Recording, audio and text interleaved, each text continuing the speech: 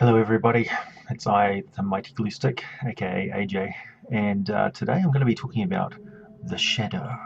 Now the Shadow is an undead creature. It's not a very powerful one, having a challenge rating in the book of only a half. However, oh yes, it's also got an armor class of 12 and a mere 16 hit points. Its speed is 40 feet, so it's very swift, and it moves from shadow to shadow, always avoiding sunlight, which will cause it to become weakened, with a disadvantage on its attack rolls, ability checks, and saving throws. So they like to stay in the shadows. Another reason why they like to stay in the shadows, because A, it's their very nature to be shadowy, but also because they have the ability to hide in shadow, and their stealth skill increases to +6 instead of +4 in dim light or darkness.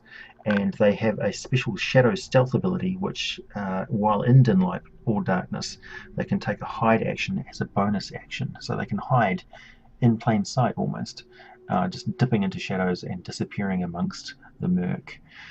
They are not a incorporeal creature. They do actually have a physical form, but they are made out of shadow stuff. And their origin is basically the nature of their curse. They are the remnants of a living being, but only the darkest and most evil and base desires of that living being are represented in that darkness. So when they can kill any living creature, and they do target and destroy any living creature with a vengeance, because they are undead, they are shadow stuff, they are necrotic, and that is what drives them, is to destroy the living. However, they will target creatures of goodness and piety, and creatures who go about being good, who are consciously good. So avoiding the naively innocent and going for those who choose to be good and deny their evil nature. Those are the particular juicy plums on the tree for them, that they seek out and target to kill. The reason being, it's because that is where the shadow beings themselves come from. They seek out those individuals who hide their base nature, and shove it into the darkest pits of their soul, and then as the shadow feeds on that creature and chokes the living life out of them and drains away their strength, once that creature dies, its darkness and entropy and negative thoughts inside its spirit pop out and fill its shadow, and its shadow breaks free of its, as a corpse hits the ground, the shadow steps free and becomes a new being, rising up from the ground or surface upon which it lay to become another shadow creature. So yeah, it takes on a physical form, like an ectoplasmic being. So you can imagine that if you catch a shadow in the daylight, it really has very little substance at all. It's weak, with only got a strength of 6. It's got a constitution of 13, but it's got a dexterity of 14, so it's quite nimble and quick. And they can climb and drift around and scatter up walls and scuttle along rooftops and climb from rafters and lower themselves down from ceilings and things like that, and lurk under beds. They're amorphous, so they can squeeze into tiny, weeny little 1-inch cracks and crevices, get in through shutters and the spaces between walls. They can slide in between bed sheets and rise up inside, and do all of the really horrible, nasty things that you see ghosts and things doing in horror movies. And the shadow, because it isn't incorporeal, it can make noises and thump things and lift things and move things around and drift around, and while it's in that shadow and people aren't looking for it, it can do things to freak everybody out, because it wants to keep them on edge, it wants to keep them uneasy, it wants them to get panicked and scatter and separate and become vulnerable, because it's a predator. It's got a base animal intelligence of 6, a wisdom of 10, so it does everything to survive, to spread its curse, to seek out those targets that it sees as most desirable, and to continue on this curse upon the living. And it also is wise enough to use elementary tactics, so it goes after the weak and the frail and the feeble, and the most arrogant, the most proud, the most pious, and the ones with the darkest past, because it can taste it on them.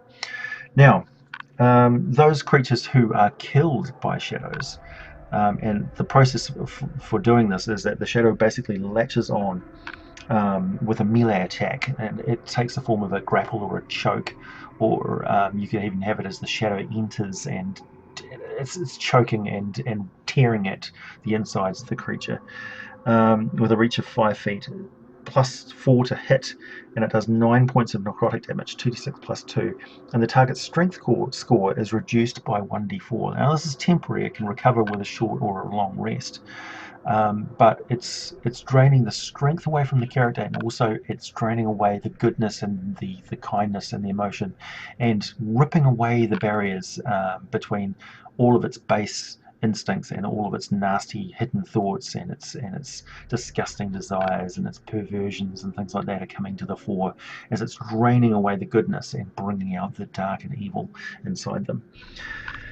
So this effect, if you are role-playing an attack by a shadow, can be quite an entertaining thing to purvey, where your character is stunned and in shock afterwards because they suddenly they doubt their goodness, they doubt their kindness, and their particularly if it's a cleric or a priest or something like that, their piety is in question.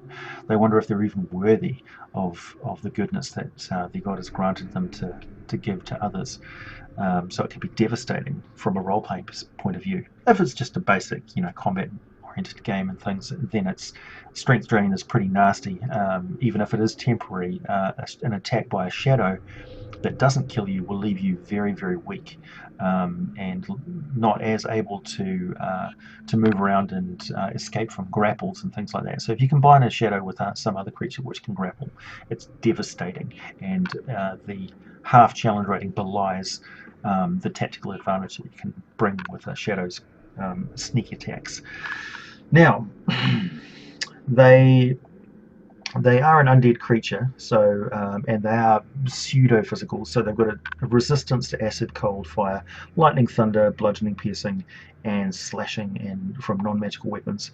They're immune to necrotic attacks and poison, and they've got conditional immunities to exhaustion, frightening, grappling, paralyzed, petrified, poison, prone, restrained. And I would also say that they don't need to breathe or eat at all. They've got dark vision of 60 feet and a passive perception of 10. And they speak whatever languages they could in life. Although shadows, I don't think, would talk a lot other than to make creepy, horrifying sounds. Now, creatures that have been killed by a shadow, and a shadow has spawned from their own shadow, who are brought back to life, are brought back to life without a shadow. So they don't cast a shadow because their shadow is now walking around as an evil undead entity, and it can sense that its original host has come back to life.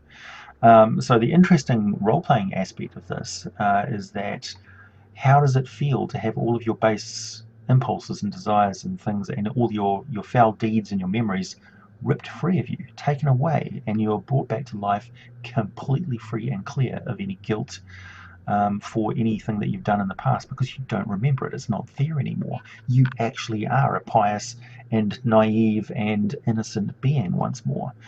And the shadow that was once you, is now an evil undead creature. Your id is a real thing which is out to get you.